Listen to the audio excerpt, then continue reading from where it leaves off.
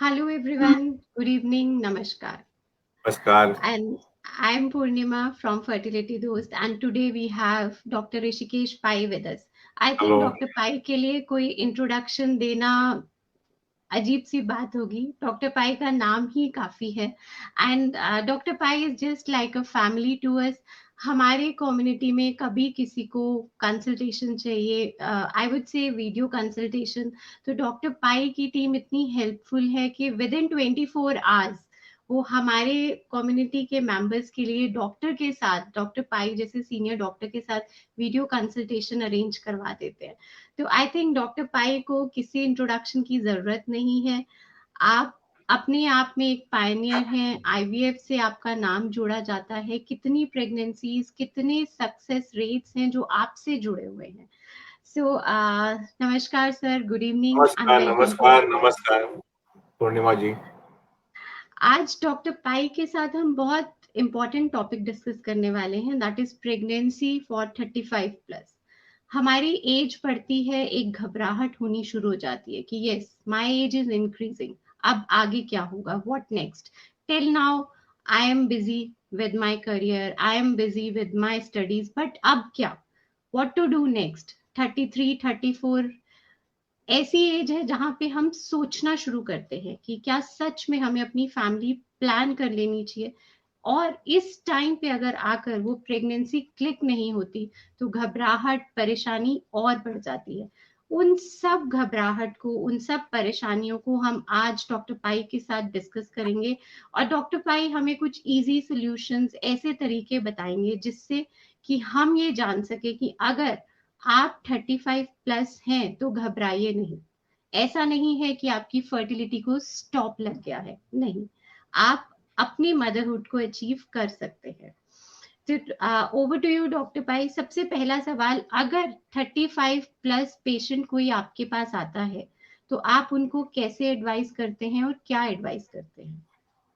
जैसे कि ना 35 एक इम्पोर्टेंट माइलस्टोन है। 35 के पहले द प्रेगनेंसी रेट जरा ज्यादा रहता है और मैलफॉर्मेशन रेट, जो हमारे डाउन सिंड्रोम का जो रेट है, यानी मेंटली रिटार्डेड क्रोमोसोम 21 तीन टाइम यदि बच्चे में हो गया तो उसको डाउन बोलते हैं और वो सबसे कॉमन प्रॉब्लम है. तो 35 के पहले 1 in 2000 इंसिडेंस है. 35 के बाद द इंसिडेंस बिकम 1 in 200. तो जैसे राइट. उम्र बढ़ती है वैसे अंडों की क्वालिटी कम हो जाती है, जेनेटिक प्रॉब्लम बढ़ जाते हैं, प्रेगनेंसी रेट थोड़ा फॉल होना चालू हो जाता है, प्रेगनेंसी होने के बाद मिसकैरेज रेट जरा बढ़ जाता है. तो जैसे जैसे उम्र बढ़ता है तो यदि हमारे पास पेशेंट्स आते हैं ना आईवीएफ के, तो यदि पूछेंगे कि डॉक्टर मेरा चांस क्या है प्रेगनेंसी का आईवीएफ के बाद, तो एज के ऊपर प्रेडिक्शन किया जाता है. तो जी. आईवीएफ इज, मैंने suppose if she is less than 35 से लेस देन 35 आपका प्रेगनेंसी रेट 50% है. बिटवीन 35 to 37 आपका प्रेगनेंसी रेट 40% है. 37 to 39 pregnancy rate is 30%. 39 to 41 pregnancy rate is 10% and more than 41 pregnancy rate is 5%. तो जैसे एज बढ़ता है तो pregnancy rate start falling down and that is why we all tell everyone कि बाबा हो सके तो 35 के पहले ही बच्चे फैमिली कंप्लीट कर लो. अभी राइट. प्रॉब्लम क्या हो रहा है कि बहुत से लोग हैं वो उनका करियर भी इन्वॉल्व है या उनको अच्छा आदमी मिलता नहीं है. Men are good people are less available, good men, and women have become choosy now. यानी विमेन अभी चूज करते हैं ना, काम का क्यों कॉम्प्रोमाइज करने का, कोई बिलो उसके एवरेज के क्यों करने का शादी. तो एक फ्रीजिंग कर सकते हैं हम लोग. तो 35 के राइट. पहले आप नई शादी करना चाहते हैं तो मेरा एडवाइस है कि एक फ्रीज कर लो, पर कम से कम 15 अंडा फ्रीज करना जरूरी है. और अभी अच्छे हमारे इधर हम लोग बहुत अच्छे है ना, क्योंकि क्या होता है ना, जब आप यंग होते हैं ना तो इतना पैसा नहीं होता है. जब आप सही कह 40 रहे के हैं. हो जाते हैं तो थोड़ा मनी आ जाता है. तो वो, तो हमारे जो यूनिट्स है वो कम खर्चे में करते हैं आजकल फ्रीजिंग एग के. अभी ओके. अभी एक पेशेंट अभी अभी अभी मेरे पास अभी मैं वीडियो कॉल कर रहा था. शी इज अ मैंने hairdresser, fashion designer in Goa. उसको एकदम कम खर्चे में मैं दे रहा हूँ बिकॉज शी सेड कि सर मेरे पास इतना मनी नहीं है but I want to freeze it. So it doesn't matter, we look at it as a social cause also. एक प्रोड्यूसर की शादी होगी, उसकी वाइफ, उनका शादी के पहले मैंने अंडे फ्रीज किए थे, बाद में अभी शादी होके उन्होंने एक अभी नो शी इज 40, तो उन्होंने अंडे थॉ किए, मैंने इंजेक्ट किए आणि अच्छे 8 एम्ब्रियो तैयार हुए। अभी अभी मैंने पहला ट्रांसफर करके वो प्रेग्नेंट हो गई, तो उसने बराबर पहले ही फ्रीजिंग करके रखा था, तो वो इम्पोर्टेंट। सो जैसे डॉक्टर पाई ने बोला कि अगर आप 35 प्लस में जा रहे हैं और आपको लगता है कि अभी और 1-2 साल आपने वेट करना है, तो please focus on your freezing of eggs. And yes, doctor Pai ने बोला कि उन्होंने बहुत सारे सेलिब्रिटी सुपरस्टार्स के भी एग फ्रीज किए हैं, तो feel like a superstar and go for egg freezing, हम ये एक कह फनी, सकते हैं। हाँ पूर्णिमा एक जी। फनी बताता हूँ। अभी अभी 2-4 दिन पहले ही की बात है, एक फोन आ गया मेरे को। वो एक्ट्रेस है, छोटी, मैंने इतनी बड़ी नहीं है, बट तेलुगु एक्ट्रेस है और थोड़े हिंदी फिल्म भी की है। तो बोली 6 बरस शादी हुई है अभी, 6, मेरे को एम्ब्रियो फ्रीज करने में। बोला एम्ब्रियो क्यों फ्रीज कर रही है बाबा, अंडे फ्रीज कर, मालूम नहीं, भरोसा नहीं हस्बैंड का भी क्या होएगा। तो आजकल यंगर जनरेशन में ये बहुत ही सेपरेशन का रेट भी ज्यादा है, तो हो सके तो यदि फ्यूचर है तो better to freeze egg rather than embryo. Right. Embryo freeze किया बिल्कुल है तो ठीक। कमिटमेंट हो जाता है। और अभी अभी अभी मैं लिंक्डइन पे पढ़ रहा था, बहुत एक डिस्प्यूट चल रहा है दोनों का कि शादी एम्ब्रियो फ्रीज के अभी बोल सेपरेट हो रहे हैं, तो एम्ब्रियो का हक किसका है।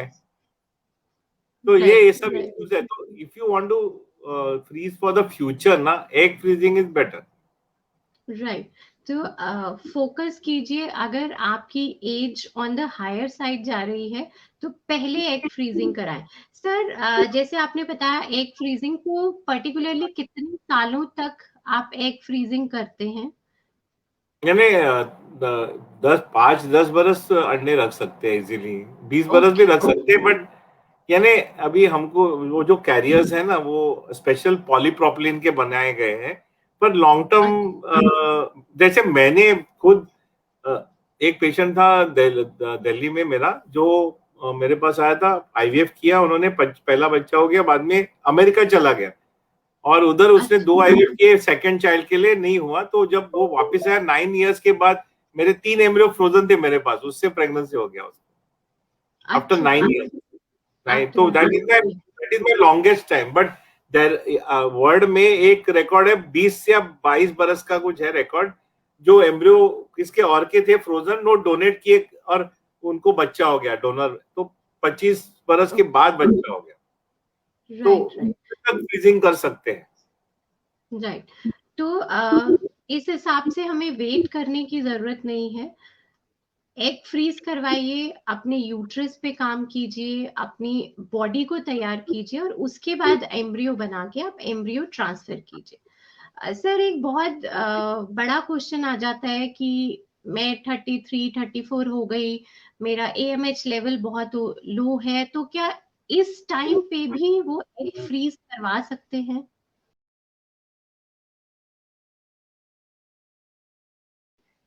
या तो दैट्स वाई 35 के पहले करना जरूरी है, बिकॉज एएमएच यानी क्या, एंटी मुलेरियन हार्मोन। तो एएमएच जो राइट। लेवल है नॉर्मल इज 2 to 3.5 नैनोग्राम पर एमएल।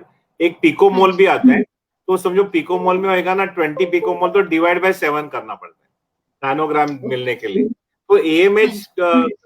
तो समझो 32, आप 32 है और मेरे पास आई और बोले कि मेरे को एग फ्रीज करना है, तो पहले मैं बोलता था कि एएमएच कर लो, एएमएच नॉर्मल होएगा तो मत फ्रीज करो, पर अभी हाँ। मैं बोलता हूँ कि कर लो, कुछ प्रॉब्लम नहीं। तो anything about 30 without irrespective of AMH. But suppose कोई आया 30 के बाद और बोला कि सर मेरे को एक्चुअली एग फ्रीज नहीं करना है, पर हम्म। यदि होएगा तो देन मैं एएमएच करके देखता हूँ कि बाबा एएमएच नॉर्मल होएगा तो चलो ठीक है और 2 बरस रुको, तब अच्छा। तक आदमी अच्छा लड़का मिल गया तो ठीक है शादी कर लो, नहीं मिला तो फिर 35 के पहले तो करना ही है।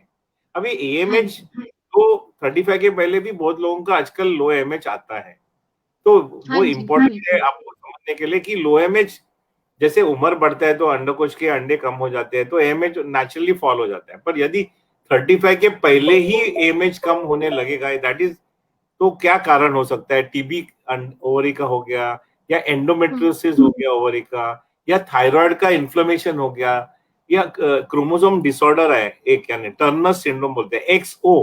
नॉर्मली एक्स एक्स होता है औरतों में, तो एक एक्स कम हो जाएगा तो टर्नर सिंड्रोम होता है, और कभी कभी मिक्स भी होता है ना, टर्नर मोजेक होता है, थोड़े सेल्स है वो एक्स होते हैं और थोड़े सेल्स एक्स ओ होते हैं, यानी एक एक्स कम रहता है।